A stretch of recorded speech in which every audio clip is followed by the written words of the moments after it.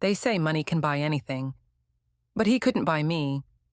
When his billion-dollar empire crashed at my feet, the world wondered how I did it. Let me tell you how I went from crying on my bathroom floor to watching him beg for a second chance. This isn't just my story. It's a blueprint for anyone who's been underestimated, overlooked, or broken. Stay with me for the next half hour, and I'll show you exactly how to transform pain into power. Subscribe now and hit that notification bell, because this journey is about to change how you see yourself forever. I used to believe fairy tales were just stories we told little girls to keep them dreaming. That was before I lived one, and watched it burn to the ground. My name is Jade, and 3 years ago, I was riding high as the creative director at Wavefront, one of the fastest-growing tech startups in Atlanta. I had clawed my way up from intern to director in just 4 years, breaking barriers as one of the few Black women in leadership. My team was my family, my work was my passion, and my future seemed limitless. I had everything figured out. Or so I thought. That spring, our CEO sent me to represent Wavefront at the National Tech Innovation Summit in San Francisco. That's where I first saw him, Elijah Reed, the billionaire founder of Reed Enterprises. Not just any tech company, but the tech company revolutionizing global communication. You've probably used their products today without even realizing it. There he was, commanding the stage during his keynote speech about technological equality, and somehow, in a room of 600 people, his eyes found mine. I'd like to say I was immune to his charm, that I saw through the practiced smile and designer suit. But when he approached me at the networking event later that evening, something electric passed between us. "Your question about accessibility features was the most thoughtful one I've heard all day," he said. Just like that, we were talking like old friends, about innovation, about responsibility in tech, about our shared vision for a more connected world. One dinner turned into daily calls. Weekends in his private jet became normal. Suddenly, I was the woman on the arm of tech's golden boy. The fairy tale was in full swing. Lavish dates, intimate conversations until sunrise, plans for a future that seemed destined. "You challenge me," he would say. "You see me beyond the billions." I believed him. God, I believed every word. 6 months in, I was practically living between my apartment and his mansion. That Tuesday started like any other. I woke up early to prepare for a product launch meeting. I borrowed his tablet since mine was charging, and that's when the messages appeared. Dozens of them, between him and my business partner, Nia. Not just business talk, plans, intimacy, betrayal that stretched back months, long before he ever claimed to love me. The aftermath was brutal and public. Someone leaked photos of them together at his lake house. The same weekend he'd told me he was at a conference in Tokyo. Tech blogs that once praised my innovative approach now reduced me to Reed's ex in splashy headlines. Whispers followed me at industry events. She should have known better. Just another conquest. The worst part wasn't the humiliation, though. It was discovering that while we were together, he'd been systematically stealing my ideas, presenting them as his own in board meetings. My innovative accessibility features became his company's breakthrough initiative, with no mention of their origin. 3 weeks after the breakup, I found myself sitting on my bathroom floor at 3 a.m., surrounded by tissues, scrolling through their social media posts together. My career momentum had stalled. My confidence was shattered. My trust was broken. I remember looking in the mirror that night, mascara streaked down my face, and wondering how I, a woman who prided herself on strength and independence, had allowed myself to become so small. That bathroom floor moment became my rock bottom, but rock bottom, as it turns out, is a solid foundation to build upon. They say healing isn't linear, but what they don't tell you is that sometimes it takes a detour through rage before finding its way to clarity. For weeks after that bathroom floor breakdown, I moved through life like a ghost, showing up to work, smiling at the right moments, but hollow inside. I started therapy, not because I felt ready to heal, but because I couldn't function. My therapist asked me one question that changed everything. What would you do if you weren't afraid? At first I laughed. What was I afraid of? I'd already lost everything that mattered. But sitting with that question sparked something inside me. During those quiet evenings alone, I started researching Reed Enterprises more deeply. Not to torture myself with images of him and Nia, but to understand the empire that had seduced me. What I found disturbed me more than their betrayal ever could. Behind the shiny facade of technological revolution, Reed Enterprises had built its fortune on exploitation. Their manufacturing facilities in Southeast Asia had documented human rights violations. Their data privacy policies were deliberately misleading users, and their much-touted accessibility features, My Ideas, were being implemented in ways that actually harvested vulnerable users' data for profit. The company wasn't just morally bankrupt. Parts of its operation straddled the line of legality. The more I dug, the more I discovered I wasn't alone.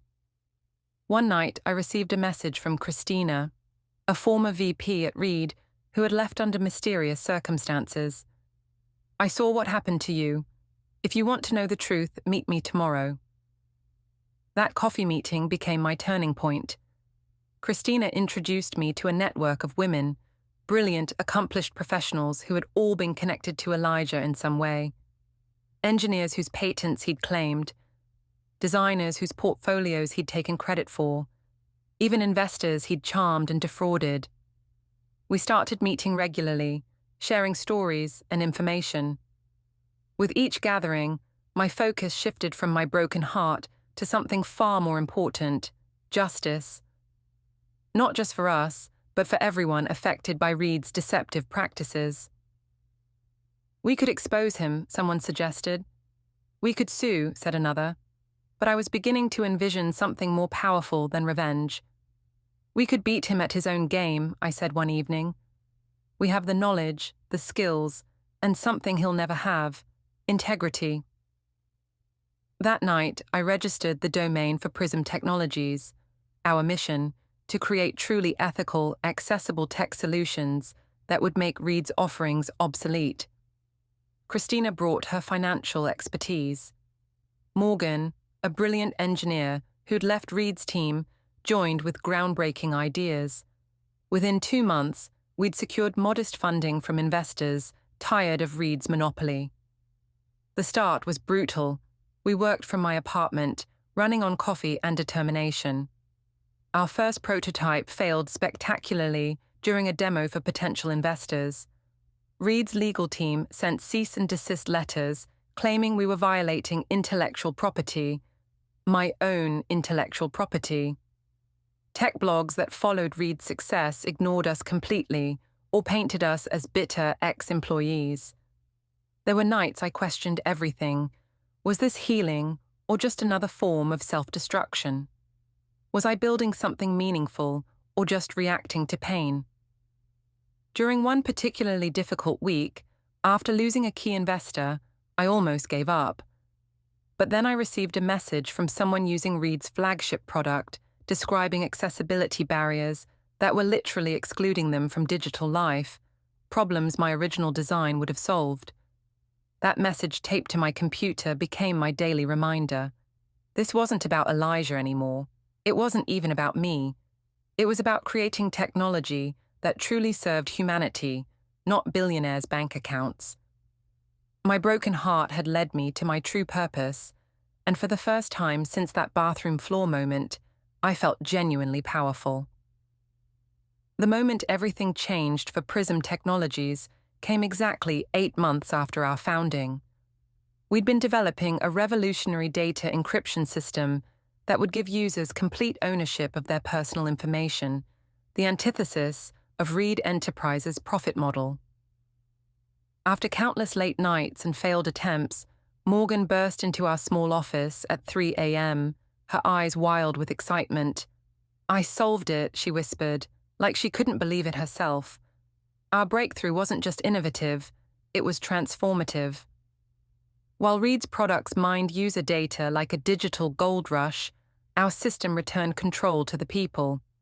We called it digital sovereignty, and when we unveiled it at the Independent Tech Showcase, the industry took notice overnight. Not because we were flashy, we couldn't afford Reed's production value, but because we offered something authentic in a world of technological smoke and mirrors. What happened next still feels like a dream sequence when I look back. A video of our presentation went viral, reaching millions within days. My phone wouldn't stop ringing, journalists wanting interviews, developers asking to join our team, and investors, so many investors. People who had turned us down months earlier now claimed they'd always seen our potential. I took meetings in coffee shops because we couldn't afford conference rooms, wearing the same rotation of professional outfits, pretending this sudden attention wasn't giving me whiplash. 6 weeks after our showcase, we secured $12 million in funding from Nova Venture Partners, a firm known for backing ethical tech initiatives. We moved into real offices. We hired a team that reflected our values, diverse, brilliant minds who had been overlooked by tech giants. Many came from Reed Enterprises, bringing stories of toxic culture and suppressed innovation. Each new hire strengthened not just our capabilities, but our resolve. The press began framing us as David to Reed's Goliath. Articles highlighted the contrast, the behemoth built on exploitation versus the upstart founded on principles. What they didn't know, what I made sure stayed private, was how personal this battle was for me. This wasn't about revenge, it was about redemption. Not just mine, but the industry's. As our user base grew, Reed Enterprises began to feel the pressure. Their stock dipped when we launched our messaging platform. They rushed out half-baked features attempting to match our innovation. And then came Elijah's calls, first to my office, then to my personal number when I wouldn't respond. "We should talk about synergy," his voicemail suggested. "There's room for both of us in this ecosystem." Later, "This competition is unnecessary. Let's discuss an acquisition."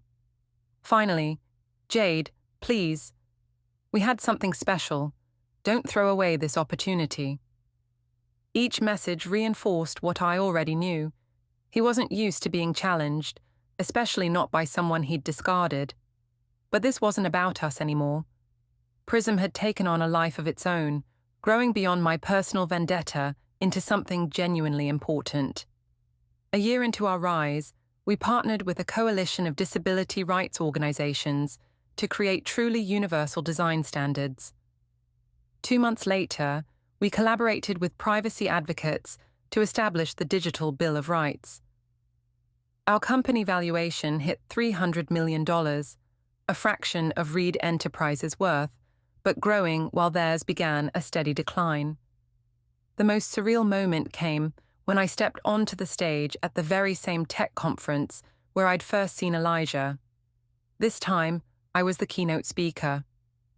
Looking out at the audience, I caught sight of him in the third row, watching intently as I outlined our vision for ethical technology. 3 years earlier, I'd been captivated by his presence. Now, I barely registered his reaction as I spoke to a room hanging on my every word. That evening, my team celebrated our newest milestone, 1 million users migrating from Reed's platform to ours in a single week. Amidst the champagne and laughter, my phone lit up with a text. "We need to talk, please." E. The woman who had once cried on her bathroom floor would have jumped at this opportunity. But I had become someone new, someone who understood that real power isn't about bringing others to their knees. It's about standing firmly in your own truth. I chose the meeting location carefully, a small, woman-owned cafe, far from the tech district's glass towers and watchful eyes.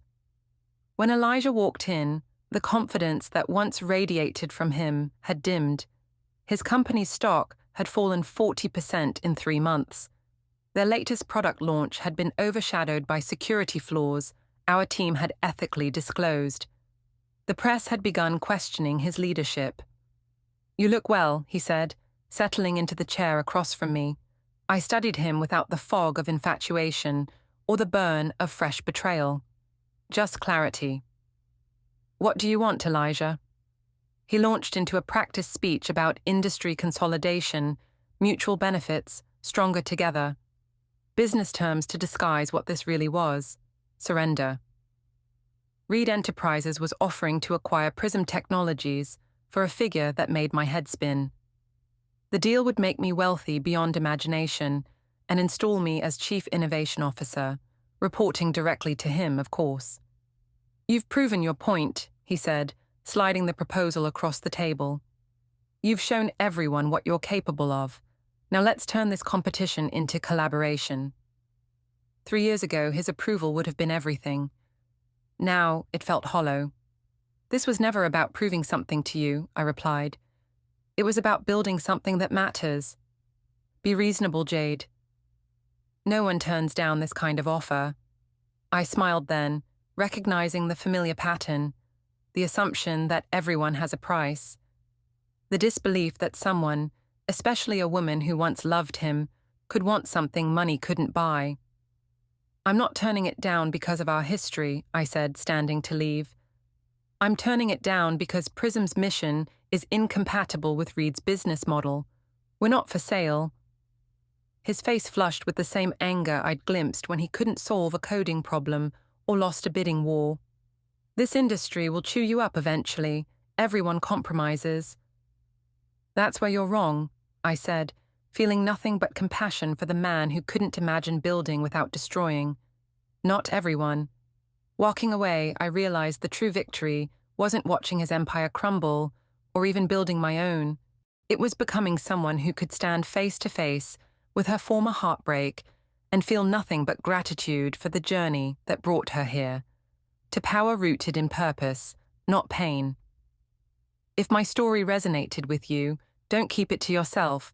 Share this video with someone who needs to hear it. Drop a comment below about your own journey from heartbreak to power. And remember, subscribe to join our community of resilient souls turning pain into purpose. Your breakthrough is waiting, and I'm here to help you find it.